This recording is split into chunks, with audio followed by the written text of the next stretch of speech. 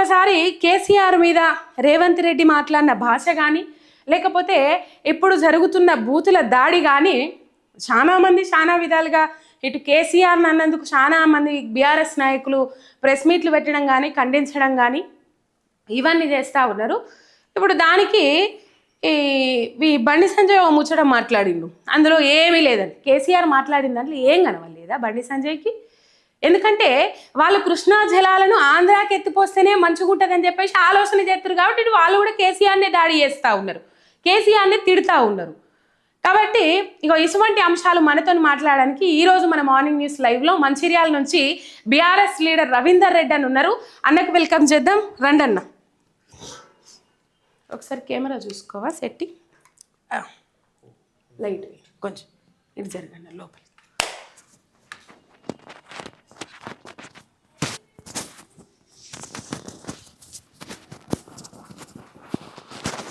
రైటా, లైట్ జాగ్రత్త అన్న, కొంచెం ఇటు జరగండి.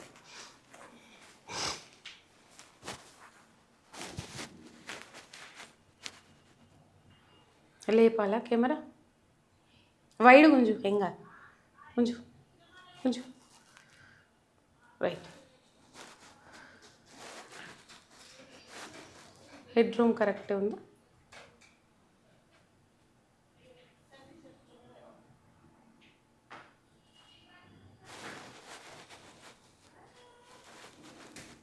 రైట్. నమస్తే అన్న, ఎట్లున్నారు?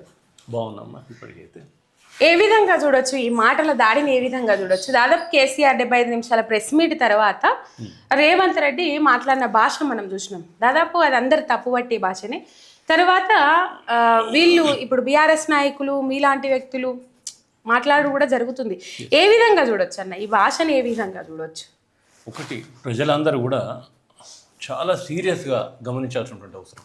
ఎందుకంటే ప్రజలను గమనించడం అనేది మా కోసమో బీఆర్ఎస్ పార్టీ కోసమో కేసీఆర్ గారి కోసమో కాదు. ప్రజలను ఎందుకు గమనించమంటా ఉన్నంటే ఇలాంటి బోర్డు సోదు బ్రోకర్ మాటలు మాట్లాడి రాష్ట్రాన్ని ఏ స్థితికి తీసుకొచ్చింది కాంగ్రెస్ పార్టీ అనేది ఇలా ప్రజలు అనుభవిస్తూ ఉన్నారు, చూస్తూ ఉన్నారు.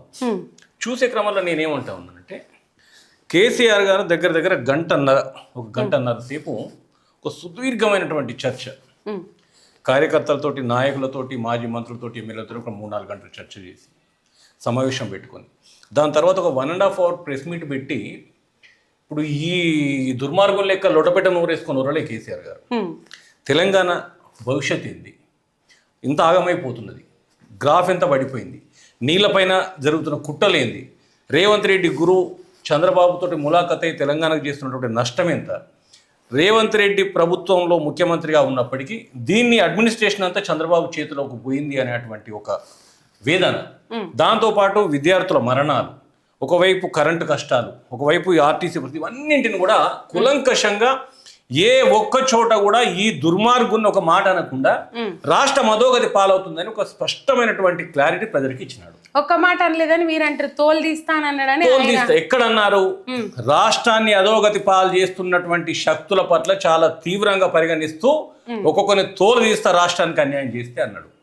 ఈ చిట్టినాయుడు గారిని ఈ భీమవరం బుల్లో నల్లే చాలా స్పష్టంగా చెప్పిండు ఆయన, తెలంగాణకు అన్యాయం చేస్తే అనగానే నిజంగా నీకు చేతనైతే ప్రెస్ మీట్ పెట్టి బచావత్ ట్రిబ్యునల్ సుమోటోగా కేసు తీసుకొని రాష్ట్రానికి కేటాయించిన నీళ్ల వాట, ఇప్పటి వరకు ఆ సమస్యల పరిష్కారం అనేటువంటి సందర్భాలు, హాస్టళ్లలో విద్యార్థుల మరణాలు, ఒకవైపు ఈ నీళ్ల కేటాయింపులో జరుగుతున్న నష్టాలు, ఒకవైపు ప్రాజెక్టులకు సంబంధించి వీళ్ళ అవగాహన లేనితనం, వీటన్నింటి పట్ల కేసీఆర్ గారు మాట్లాడినప్పుడు నిజంగా నువ్వు ముఖ్యమంత్రివి అనుకుంటే ప్రతి ప్రశ్నకు సమాధానం చెప్పమంటున్నారు ప్రజలు. కేసీఆర్ గారిని ప్రజలు ఎక్కడ కోరరు.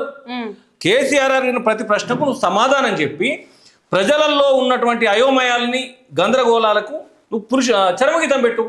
నిజంగా నా సరే ఓకే, కేసీఆర్ గారు మా నాయకుడు, మేము సమర్థిస్తాం కావచ్చు.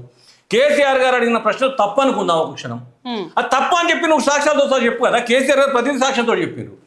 అది వదిలేసుకొని ఇవాళ నీకు ఆ కుక్కనోరేసుకొని కుక్కోరినట్టు ఒర్రుకుంటా కేసీఆర్ గారిని నువ్వు చచ్చిపోతావని, లేకపోతే నువ్వు హాస్పిటల్లో పడ్డప్పుడే చచ్చినావు, నా పాపం దాకిందని, లేకపోతే నీ అవ్వాని కేటీఆర్ గారిని అనడం, లేకపోతే పేడు మూతోడు అనడం, పేడు మూతోడని ఇలా మాట్లాడుతున్నాడు. వీని అల్లునికి ఏమన్నా పిడికడ మీసాలు నిమ్మకాయలు పెడతాను ఇదేమన్నా వాడు పేడు మూతోడే కదా. ఇలా కేసీఆర్ గారు గుంటూరులో చదువుకుంటేనే వీనికి నొప్పి వస్తుంది. మరి వీడు ఏకంగా పోయి భీమవరం నుంచి ఒక అల్లునే తెచ్చుకున్నాడు కదా. ఇలా అల్లునికి తోటి భీమవరం నుంచి తీసుకొచ్చి బిడ్డ మెడల తాలి కట్టియచ్చు. కానీ 1 సంవత్సరం 2 సంవత్సరాలు ఉమ్మడి ప్రదేశ్ కేసీఆర్ గారు ఇక్కడ కేటీఆర్ గారు చదువుకుంటే కూడా దాన్ని తప్పు పట్టింది. మరి అట్లాంటి వాడు ఈ అల్లుని ఎట్లా తెచ్చుకున్నాడు భీమవరం నుంచి. ఇలా ఏదైతే ఆంధ్రప్రదేశ్ ముఖ్యమంత్రి వాని అడుగులకు మడుగులు ఒత్తుకుంటే చంద్రబాబు బూట్లు నాకుంటే ఇలా బతుకుతున్నాడు కదా. మరి ఇదందుకు తప్పు అనిపిస్తలేదు అని మేము అడుగుతున్నాం. నిన్న ఒక ముఖ్యమంత్రి పదవిలో నువ్వు ఉన్నందుకు కేసీఆర్ గారు అడిగిన ప్రశ్నలు తప్ప, కేసీఆర్ గారు లేవనెత్తిన అంశాలు తప్ప అయితే నువ్వు నీ మంత్రుడు సమాధానం చెప్పాలి. ఇలా లొటపెట నేరేసుకొని వీడు ఒక్కడే కొడుతున్నాడు చిట్టినాయుడు కానీ ఒక్క మంత్రి కానీ ఒక ఎమ్మెల్యే కానీ ఇప్పటి వరకు బయటకు వచ్చి సమాధానం చెప్పాలి. వీనికి ఒక జోకర్ల టీం ఉంటుంది కదా, బలమూరి వెంకటన్నోడు వాడు వీడు తాను అంటే వాళ్ళు తందానోడు తప్ప సబ్జెక్ట్ ఉన్నోడు కానీ బాధ్యత కలిగిన మంత్రి కానీ ఒక్కడు కూడా దానికి కౌంటర్ ఇవ్వలేదు. మేమేమంటున్నామంటే నువ్వు ఒకటంటే బిడ్డ నిన్ను 100 అంటాం మేము అనలేవా నీ అవ్వని, నీ అల్లుని అంటావు నీ అవ్వని, నిన్నంటావు నీ అవ్వని, నీ మంత్రులు అంటావు నీ అవ్వని. కానీ మహిళలను గౌరవించే అటువంటి తెలంగాణ రాష్ట్రంలో నీ తల్లులను కించపరచాల్సిన అవసరం లేదు. ఇలా తెలంగాణ రాష్ట్రంలో జాతిపితగా కొలవబడుతున్నటువంటి కేసీఆర్ గారి సతీమణి శోభమ్మ, కేసీఆర్ గారు ఎంతో వారు కూడా ఒక తల్లిగా మాకు అంతే. ఇలా ఏదైతే ప్రపంచంలోనే అగ్రభాగాన్ని నిలబెట్టినటువంటి తెలంగాణ ఐటీని వారి తల్లిని ఏదైతే అన్నాడో కేటీఆర్ గారి తల్లిని, వారిని అంటే కూడా మమ్మల్ని అన్నట్టే.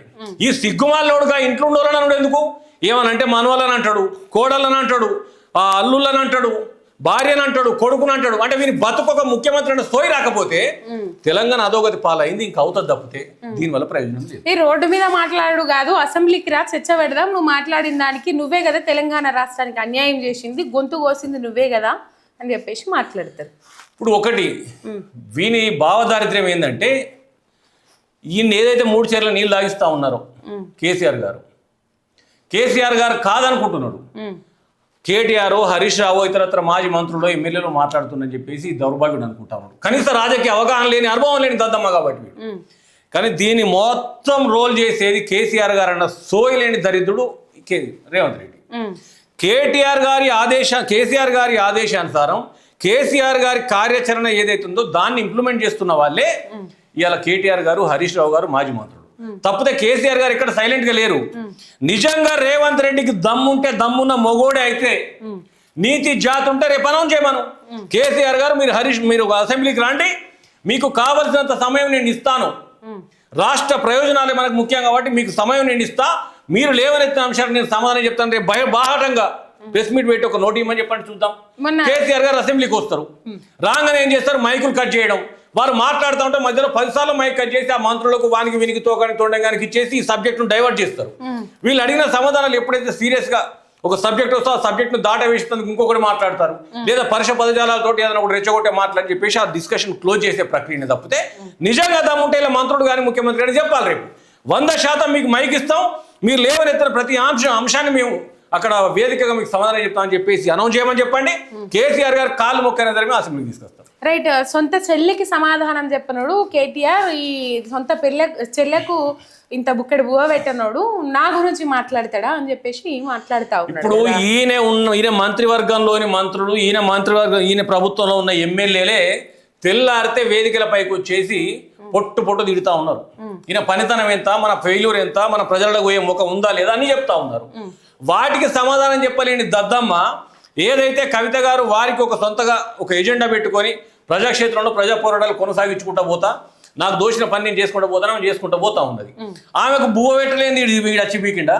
ఆమె ఆల్రెడీ బీఆర్ఎస్ పార్టీలో ఒక ఎంపీగా ఉన్నది, ఎమ్మెల్సీగా ఉన్నది, ఏదైతే బీఆర్ఎస్ పార్టీకి అనుబంధంగా ఉన్న జాగృతికి అధ్యక్షురాలుగా ఉన్నది. ఈరోజు కార్యాచరణ సొంత ఎజెండా తీసుకొని పోతా ఉన్నది. ఆమెకు అన్యాయం జరిగింది అంటే మరి వీడేమైనా చేసిండా? మరి పోనీ ఆమెకు అన్యాయం చేసిండని చెప్పేసి ఇలా మరి వీడే రామ ఆడిపిస్తున్నాడు కావచ్చు కవితతోటి.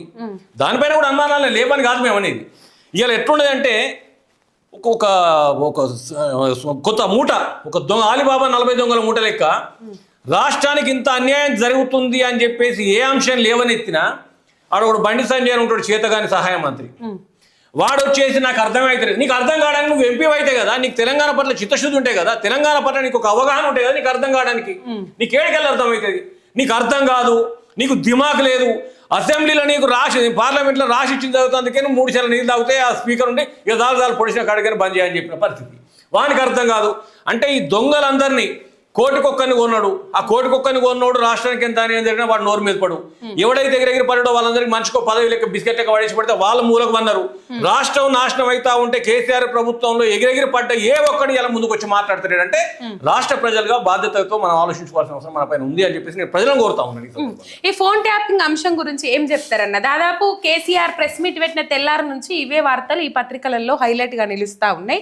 ఈ ఫస్ట్ వారంలో, జనవరి ఫస్ట్ వారంలో కేసీఆర్ హరీష్ రావుకు నోటీసులు ఇస్తారట సిట్ దర్యాప్తు నేపథ్యంలో. మరి ఏం చెప్తారు ఈ ఫోన్ ట్యాపింగ్ అంశం? ఒక చిన్న విషయం మనం గమనించాలి.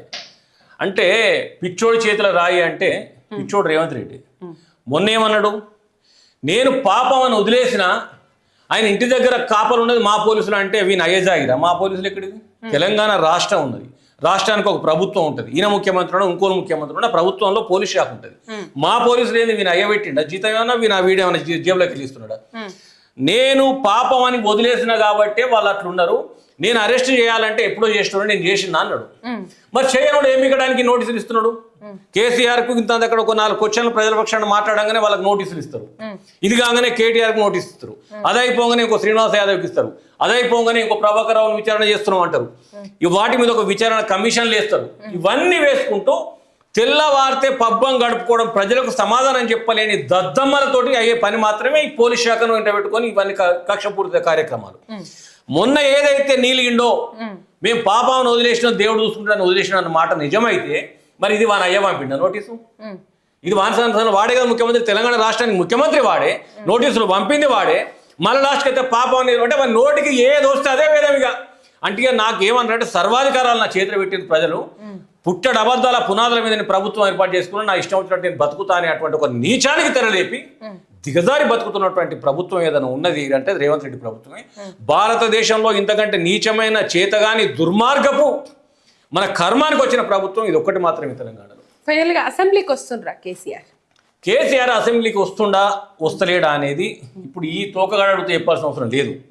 ఒకటి, ఒక నాయకుడు అనే పర్సనాలిటీ ఎక్కడైతే ఉన్నదో, ఒక రాష్ట్ర పార్టీ అధ్యక్షుడిగా లేకపోతే ఒక బీఆర్ఎస్ పార్టీ చీఫ్గా వారి కార్యాచరణను ఎక్కడ ఏ సందర్భంలో ఇంప్లిమెంట్ చేయాలో చేస్తాడు.